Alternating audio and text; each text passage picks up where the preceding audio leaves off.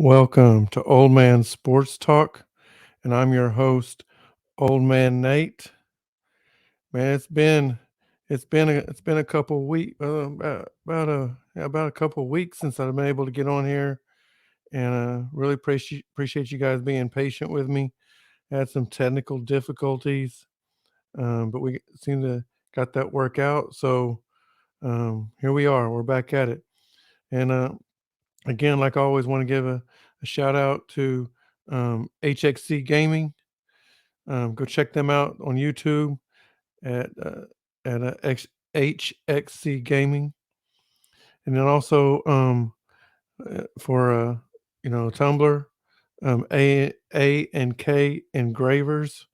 Um, Appreciate them making making my Tumblr for me. And I got another one's coming up. And another one we're gonna be giving a shout out to really soon, probably by the next episode.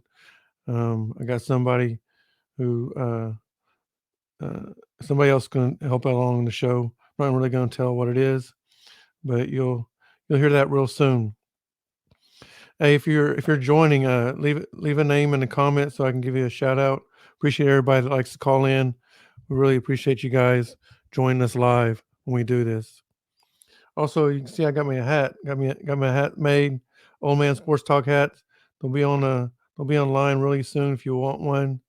Um, Probably within the next 30 days, you'll be able to get you some merch, you get a hat, maybe some hoodies and some other things. So, anyways, appreciate you guys joining us. Appreciate all the likes and subscribes we got going on.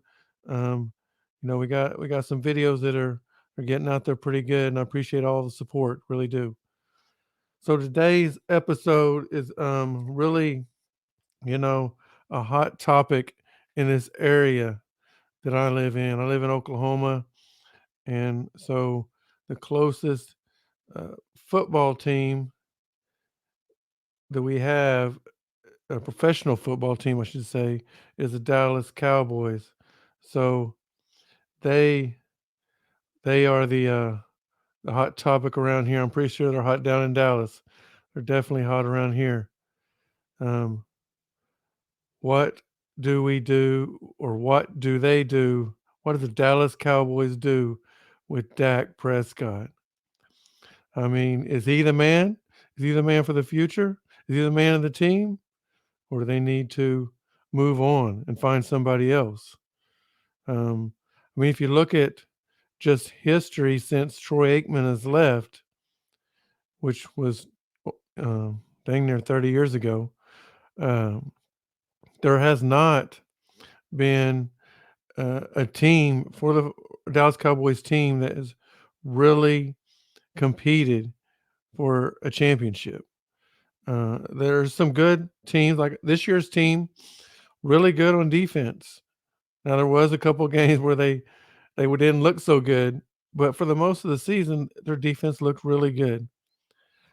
So the question, I mean, you look at their offense. I mean, they got Dak Prescott. They got a pretty decent offensive line.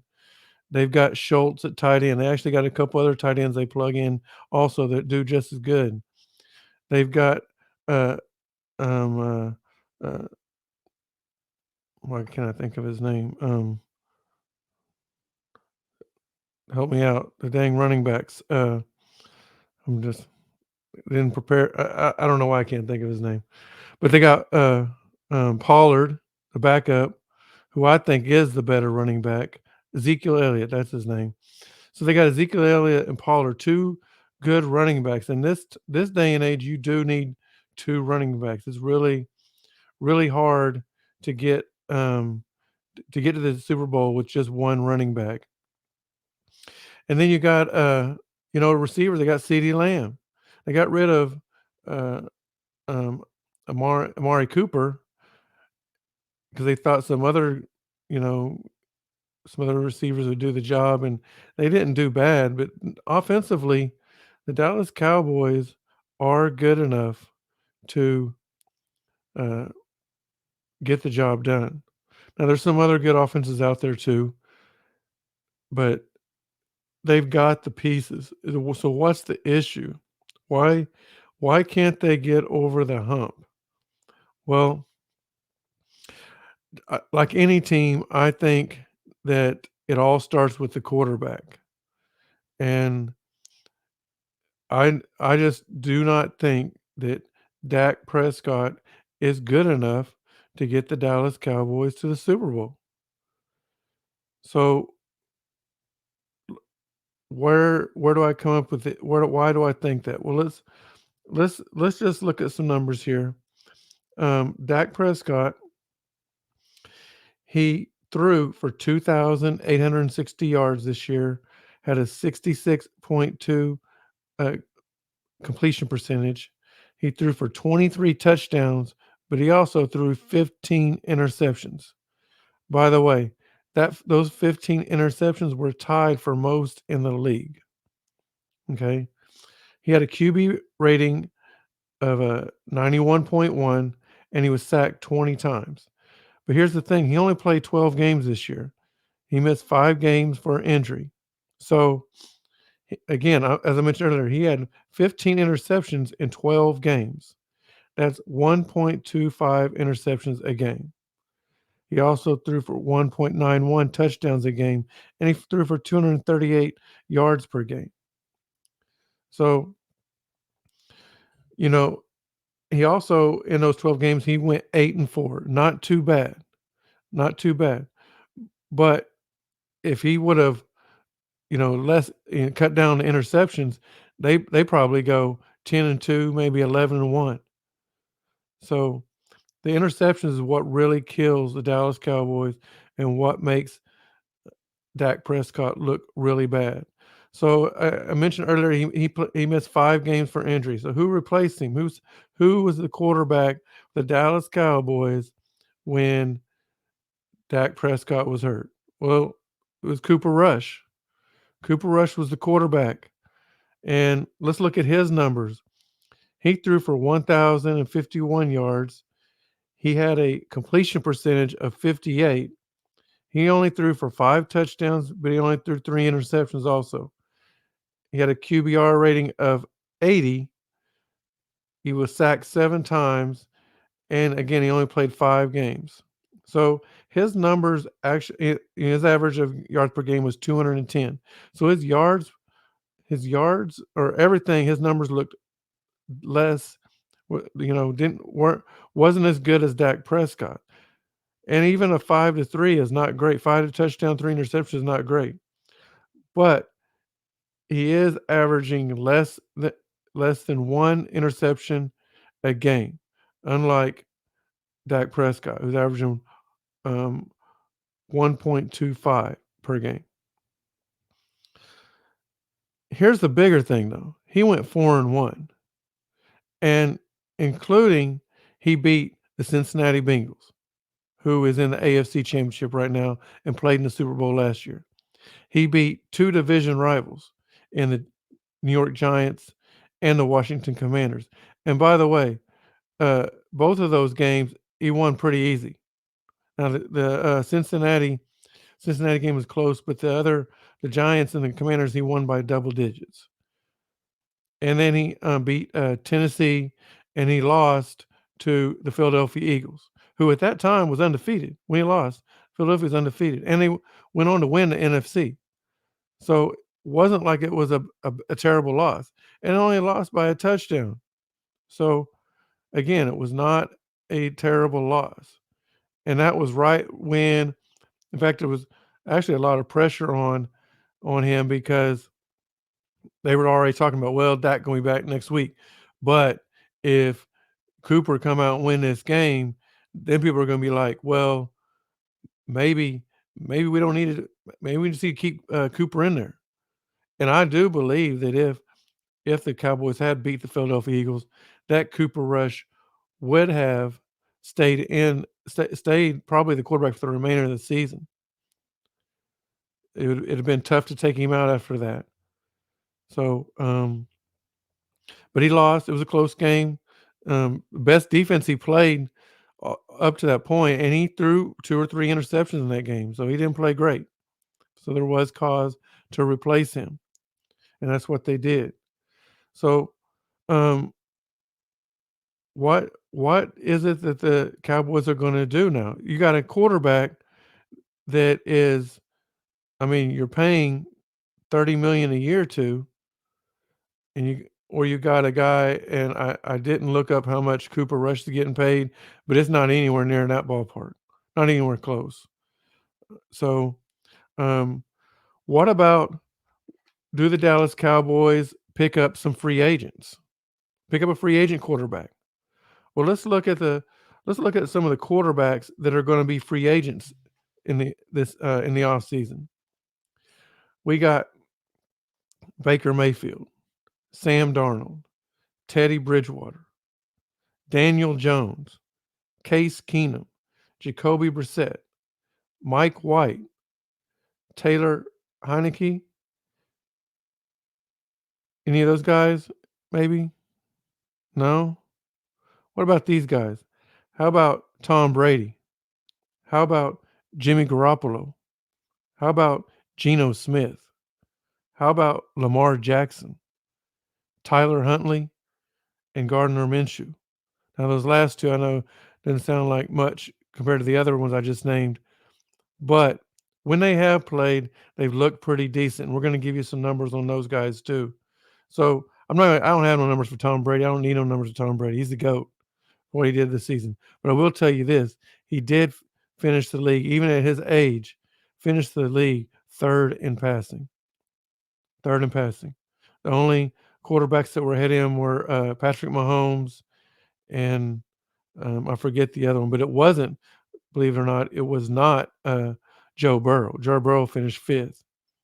So, um, so Jimmy Garoppolo. Now, Jimmy has been one of these guys that, to me, he has been a pretty decent quarterback, pretty good quarterback, not even decent, pretty good quarterback.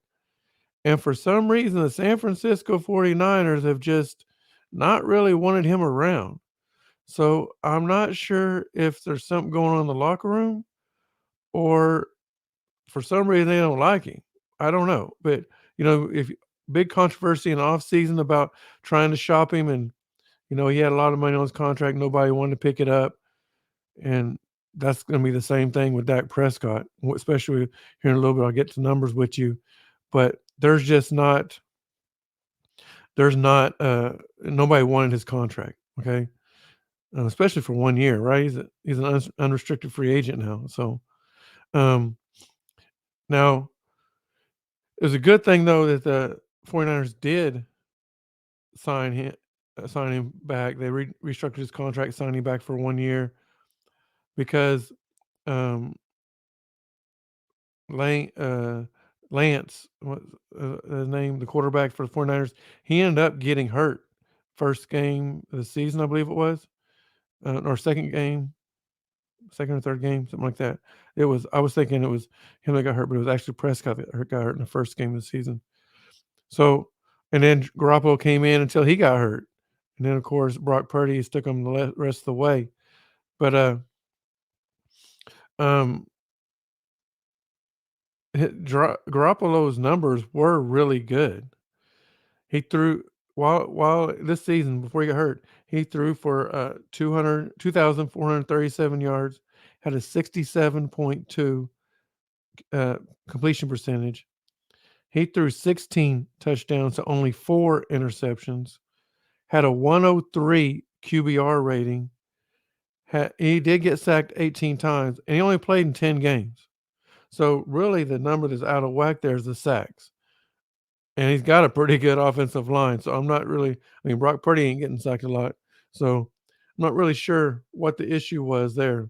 But he went 7-3, right? Pass for 244 yards a game. Those are pretty good numbers. Now, I did look it up, and it looks like they're going to be expecting him, whoever he signed with, is probably going to be looking to pay him about $40 million a year. Now, the problem with that is, as we'll get into in a minute, the Cowboys ain't going to be able to afford two quarterbacks like that with those type of numbers. I don't know what their salary cap range is, but I'm pretty sure they cannot afford 2 QBs at that type of range. So then you got Geno Smith, who had an outstanding year, came out of the cellar this year and had an outstanding season. He threw for 4,282 yards. He had a completion percentage of 69.8, 30 touchdowns, 11 interceptions, a 100 and 101 QBR rating, but he was sacked 46 times. So that's, especially as mobile as he is, that's a lot for him. And he went 9-8. He did play all 17 games. So, but again, here's another quarterback looking to get 40 million. So, and by the way, Tom Brady, they're looking to pay him 40 million too if he does play again next year, which I do think he will. And I'll tell you in a minute where I think he's going to play at. Lamar Jackson, he passed for 2,242 yards, 62.3 completion percentage, 17 touchdowns to 7 interceptions, 91.1 QBR, and sacked 26 times. He only played 12 games. And his numbers really are kind of similar to Dak Prescott. Now, I'm not saying they're the same quarterback.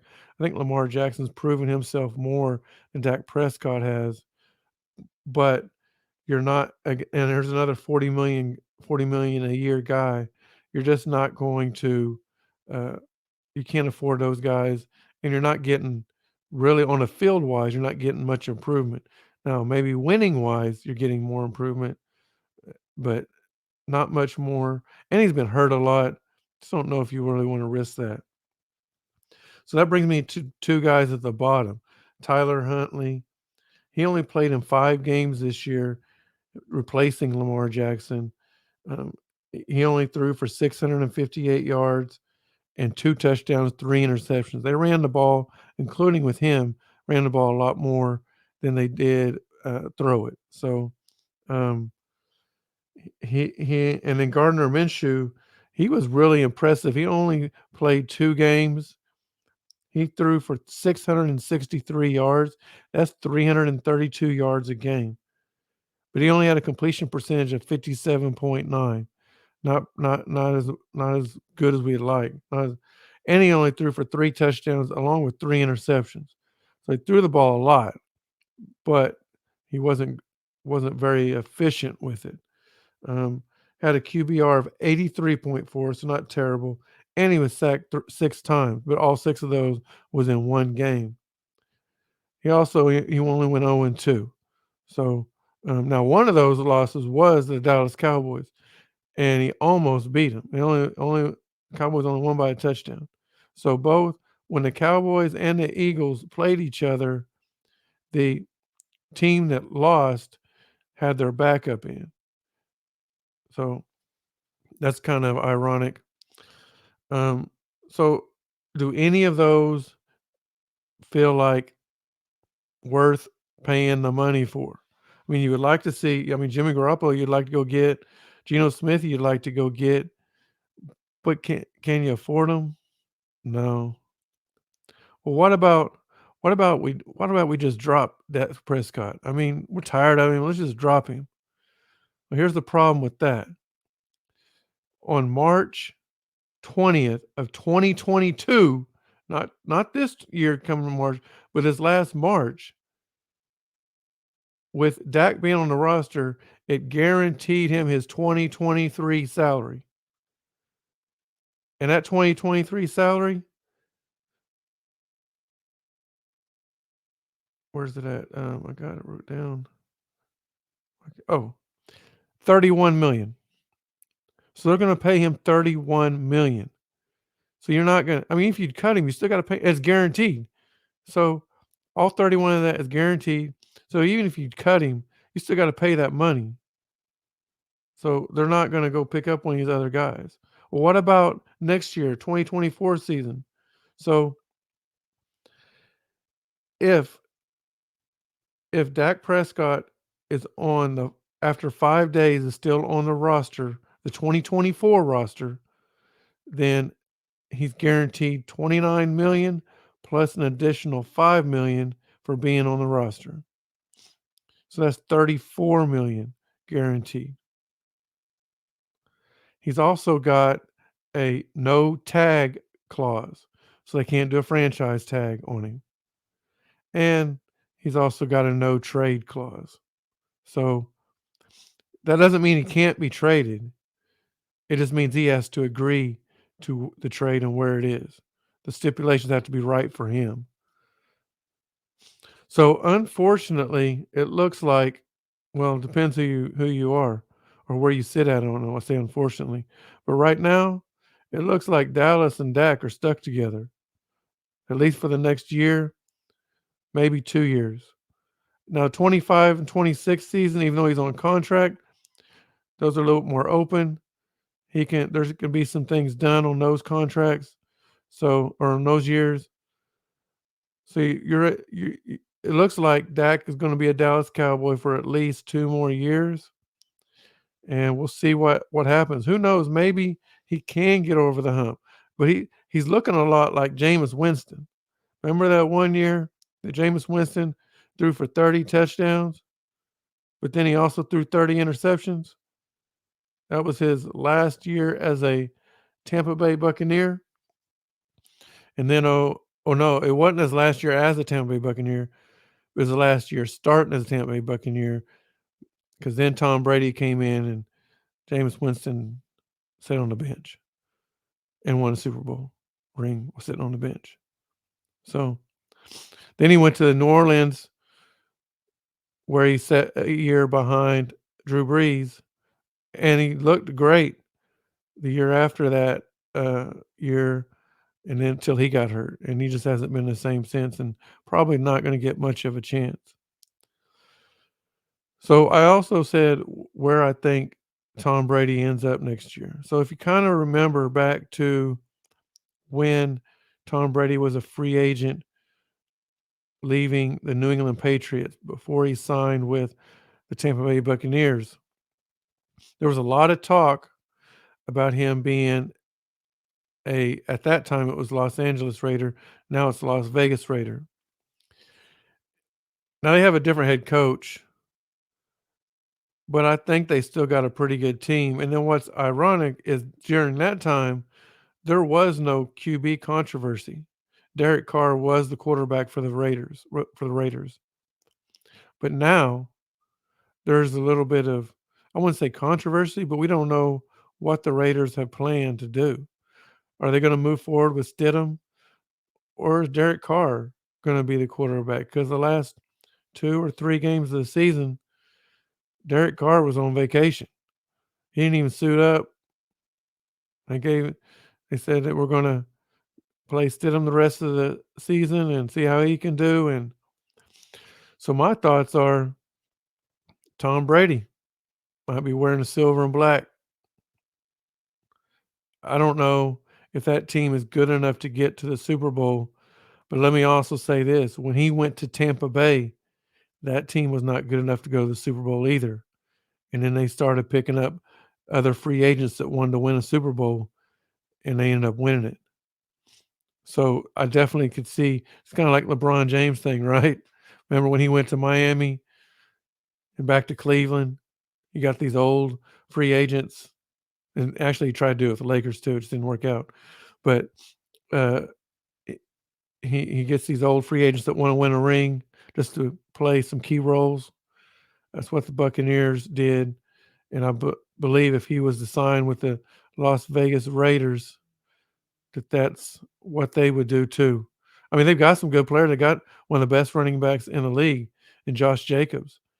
They've got some good receivers, really good receivers in Devontae Adams and Hunter Renfrow.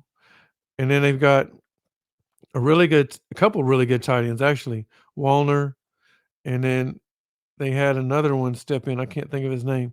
So their defense, they got to improve on the defensive side of the ball. They've got a couple of really good defensive players, but the rest of them are okay. So they've got to improve. That's where their free agents need to come in at. Is the is on the defensive side of the ball. So, but anyway, what this show was about was Dak Prescott. And again, before I sign off, just gonna tell you, I believe that the Dallas Cowboys and Dak Prescott are gonna be together for a couple more years, and then if things aren't any better, it's adios. Adios, Dak. Now, real quick though, I did even look who is the free agents for next year.